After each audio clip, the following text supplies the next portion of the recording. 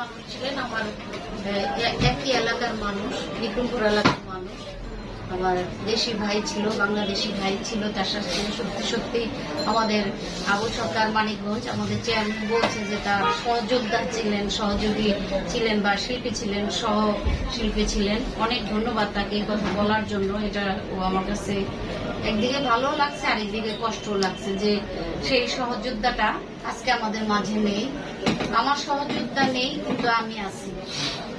কখন কবে আমারও চলে যেতে হয়, আমাদের সবার যেতে হবে, এটাই সত্য।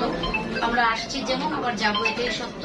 সে কারণে তার জন্য আমরা তার জন্য জান্নাতুল ফেরদাউস নসিব হোক, এটুকু আমরা সবাই মিলে দোয়া করব। বাংলাদেশে আমরা যারা আছি তার জন্য সবাই দোয়া করব। আল্লাহ যেন তাকে শান্তিতে রাখে, ভালো রাখে। তার আত্মার রুহের মাগফিরাত কামনা করছি। এ বলে আমি ছোট করে আমার